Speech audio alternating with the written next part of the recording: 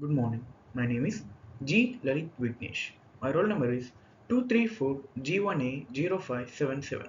My branch is Computer Science and Engineering. I am from Section B. My subject is Environmental Science. My subject code is 23NCMC01. Today my topic is case study. Review the impact of the HIV/AIDS epidemic in sub-Saharan Africa. Assessing the socio-economic consequences of the HIV/AIDS epidemic in sub-Saharan Africa, a comprehensive case study. Introduction. The presentation explores the socio-economic consequences of the HIV/AIDS epidemic in sub-Saharan Africa. We will analyze various case studies to understand the impact on communities, economies, and healthcare systems. The findings aim to improve insights into the challenges and opportunity for addressing these ongoing crises. What this essentially means is that this particular presentation we are going to explore the socio-economic means the social and the economic consequences of the epidemic of HIV and AIDS in sub-Saharan Africa. We are going to analyze the case study and we are going to gain a deep understanding of the economy and social consequences of HIV/AIDS epidemic in sub-Saharan Africa. Epidemiology overview. The HIV/AIDS epidemic has significantly affected sub-Saharan Africa, accounting for a substantial proportion of global cases. Understanding the epidemiological trends is crucial for assessing the socio-economic impact. The slide presents key statistics and trends that highlight the magnitude of the crisis in the region. What this means is that we are going to understand and observe the epidemiological trends because they are very crucial for assessing the socio-economic impact of the HIV/AIDS epidemic in sub-Saharan Africa. Economic impact. We are going to begin with the economic impact. HIV/AIDS has led to decline in productivity and a loss of workforce due to illness and death. The economic burden includes healthcare costs, loss of income, and reduced economic growth. This slide examines the financial implications for both households and national economies. What this essentially means is, due to the HIV and AIDS pandemic, there is a lot of decline in productivity, there is a loss of workforce, there is economic burden like health costs and slow economic growth due to the epidemic in sub-Saharan African countries. The healthcare systems in sub-Saharan Africa are under immense pressure due to the HIV/AIDS epidemic. This results in resource allocation challenges and increased demand for medical services.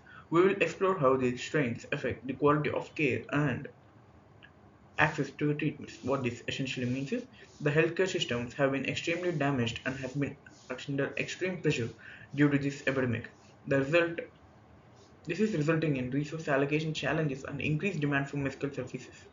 There is a lot of demand for the medical services, but there is very little supply, and the quality of care is extremely affected due to this epidemic in sub-Saharan Africa. Social stigma. As we all know, the social stigma around the HIV/AIDS is very strong even in India. And in a country like sub-Saharan Africa, where there is a lot less literacy rate and lot less education than in India, the stigma is much more stronger. The stigma associated with HIV/AIDS significantly impacts individuals and communities. The stigma can lead to discrimination, isolation, and reluctance to seek treatment. This slide discusses the social consequences of stigma and its effect on public health initiatives. This kind of social stigma will always be more hurtful and more painful to a patient than the actual disease, and that is the same case for HIV/AIDS. Due to this, there is a lot of due to less literacy rate and due to less education in sub-Saharan African countries, there is a lot more stigma around HIV and AIDS. There are a lot more myths, and due to this, they face a lot of discrimination, isolation, and they have a reluctance to seek treatment because they don't want their neighbors, their community to know that they have HIV/AIDS. Impact on families. Families affected by HIV/AIDS face emotional, financial, and social challenges. The loss of a family member can lead to increased poverty and instability.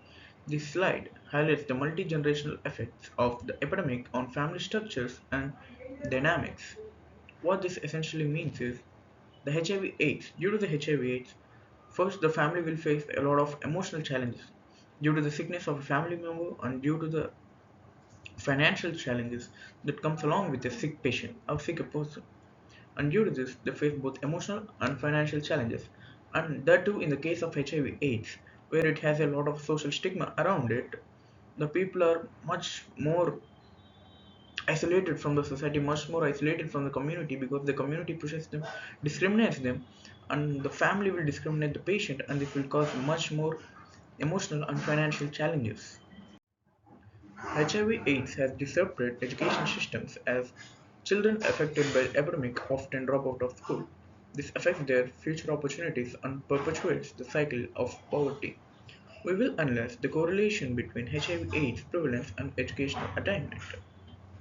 What this essentially means is when a student HIV has been treated with HIV/AIDS, in most of the cases, due to the social stigma and due to their lack of money for getting treatment and the lack of treatment, they drop out of school. And this affects their future opportunities. This pushes them back into their poverty. This makes their life pitiful. And this will create a cycle of poverty that will go on until at least some person is educated. And this will affect their future educational attainment too. Gender disparities. The epidemic disproportionately affects women and girls in sub-Saharan Africa. Factors such as gender-based violence and unequal access to healthcare exacerbate their vulnerability. This slide examines the gender disparities in HIV/AIDS impact and responses. The social stigma around HIV/AIDS is more around women than around men. They are treated, they are shamed, and they are isolated and discriminated from the society. And this will cause more discrimination, more emotional challenges, more financial challenges. And due to this, they are much more likely to die due to the disease or due to the emotional stress. Policy responses. Effective, effective policy responses are essential for mitigating the socio-economic impacts of HIV/AIDS. This slide reviews various national and international efforts aimed at prevention, treatment, and support for affected communities, highlighting successful strategies. What this essentially means is there is a need for good policies to stop this epidemic, to stop the epidemic of HIV and AIDS in the sub-Saharan African countries, because this is adversely affecting their economy, this is adversely affecting their education, and almost every single part of a patient's life. And to reduce this, they need better policies which aim to educate, literate, and treat people. Community initiatives. Community driven initiatives play a vital role in addressing the HIV/AIDS epidemic. These programs focus on awareness, education, and support for affected individuals. This slide showcases successful community initiatives that have made a significant difference. What this essentially means is a community needs to help the other community. Without the help of each other, they can't do anything. And due to this, all communities should come together and help the people with HIV and AIDS. This will create awareness, this will create support, this will create education, and which will reduce the social stigma and which will better, at least a little bit, the lives of people who have been affected by HIV/AIDS. Despite the Despite progress, several challenges remain in combating the HIV/AIDS epidemic. These include funding, access to medication, and addressing social stigma. This slide outlines the key challenges that must be addressed to ensure sustainable progress. What this essentially means is, despite the progress, several challenges remain because HIV/AIDS has a lot of social stigma and it is not very easy to treat it, so they need a lot of funding. They need a lifelong treatment. There is lifelong access for medication, and a country can provide all that because they don't have the money. And more importantly, for poverty ruined countries like sub-Saharan African countries can provide funding and medication, so it gets even harder for them. In conclusion, the socio-economic consequences of the HIV/AIDS epidemic in sub-Saharan Africa are profound and multifaceted. Addressing these issues require a comprehensive approach that combines healthcare, education, and community support. Continued efforts are essential to mitigate the impact and support the affected populations.